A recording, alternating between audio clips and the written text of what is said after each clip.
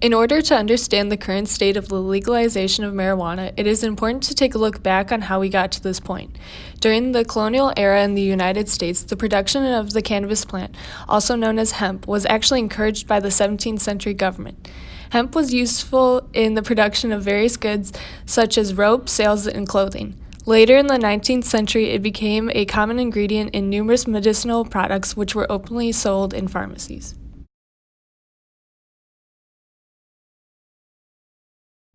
Although marijuana was commonly used in the United States history, it had its downfall after the Mexican Revolution of 1910. Mexican immigrants began to enter the United States and brought with them the recreational use of marijuana. Many Americans at the time feared the Mexican immigrants and began to associate their fear and prejudice with this new use of marijuana. This led to the news calling Mexican cannabis use as the marijuana menace. Many anti-marijuana groups were claiming that marijuana turned users into killers and drug addicts, as a means to get rid of the Mexican immigrants by instilling fear into United States citizens. During the Great Depression in the 1930s, there was tremendous amounts of unemployment, which increased the public's resentment and fear of Mexican immigrants.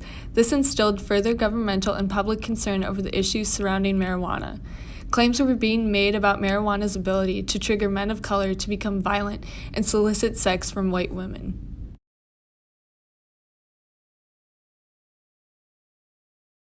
The film Reefer Madness, released in 1936, was used to influence citizens against the use of marijuana and its destructive consequences. Boys and girls are having a hop at the local soda fountain. Innocently they dance. Innocent of a new and deadly menace lurking behind closed doors. Marijuana, the burning weed with its roots in hell.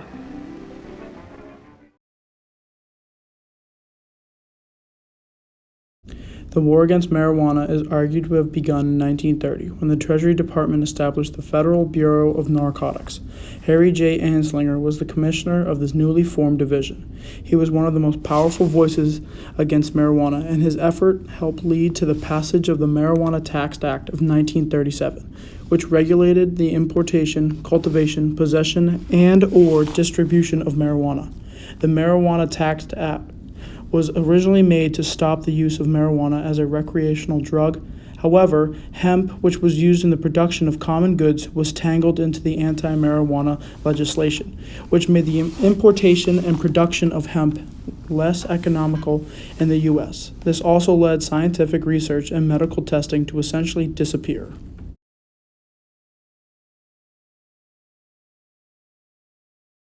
During the 1960s, political and public attitudes started to become more lenient towards marijuana. The drug was becoming popular among the white upper middle class, and it was found that marijuana did not lead to violence, nor did it act as a gateway drug and lead to heavier drug use. Policies regarding marijuana also began to take into consideration the treatment and criminal penalties of users. In the early 1970s, Congress repealed many of the mandatory penalties surrounding drug-related offenses. 11 states decriminalized marijuana during this time and reduced their penalties.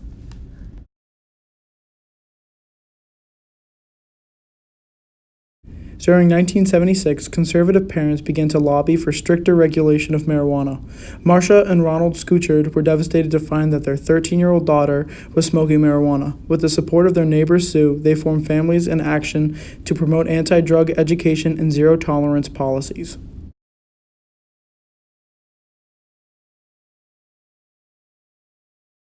In 1996, California was the first state to allow medical use of marijuana by passing Proposition 215. Since California in 1996, 32 more states and D.C. have passed similar laws.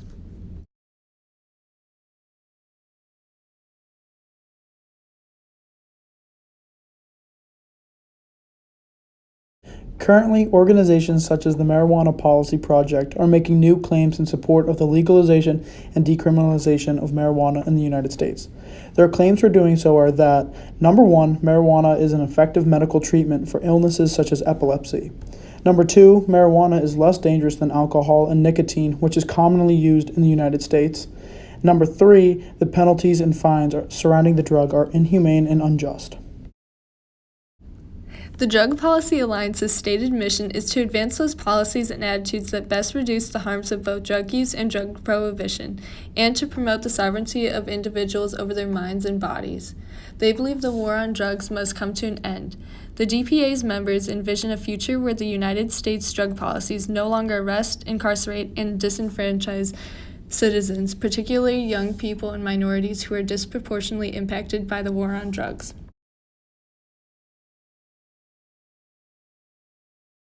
On the opposing side, groups such as Citizens Against the Legalization of Marijuana, or CALM, work to stop the legalization of marijuana on the basis that there is little information surrounding the issue. Their main arguments include, number one, there is a lack of information on the long-term effects marijuana could have on patients. Number two, there is a potential harm for patients with a weak immune system due to the contamination of the marijuana plant itself from mold. Number three, there is a high potential for abuse due to the false sense of security provided by the doctor's prescription.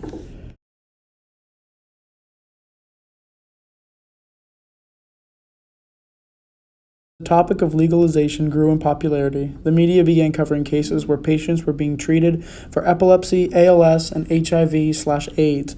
In one case, a young boy suffering from epilepsy was given no other choice, according to his doctor, but to use marijuana as a form of treatment.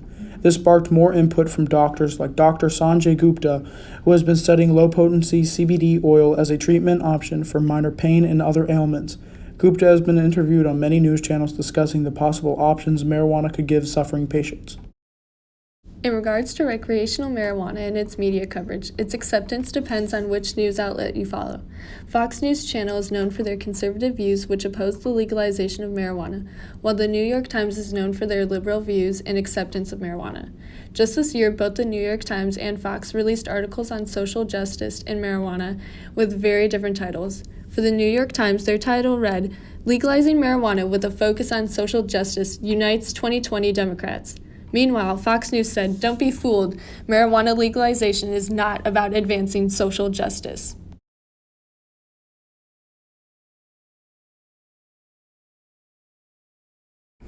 After the public became aware of the new findings involving the benefits of marijuana, support began to grow. According to CNN, 93% of the United States is in support of CBD oil as hemp-derived treatment. Medical research has impacted support by changing public opinion on marijuana itself. In the 1980s, the war on drugs tore through the United States, putting many people in jail for drug-related crimes. With help from the media, people no longer place marijuana alongside other Schedule I drugs such as cocaine. Instead, people are beginning to view the harsh punishments of recreational marijuana use unjust and inhumane.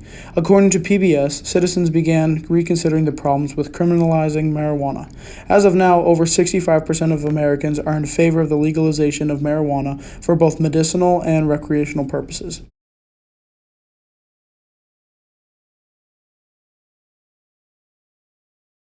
Under the Controlled Substances Act, cannabis is classified as a Schedule I drug.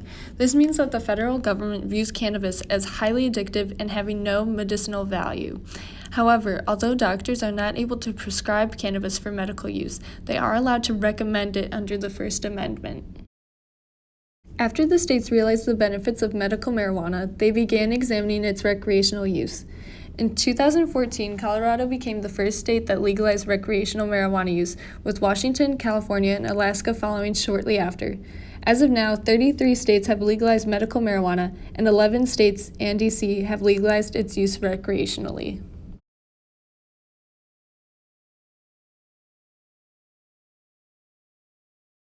After policies were put in place, doctors and law enforcement took on the roles of social problems workers.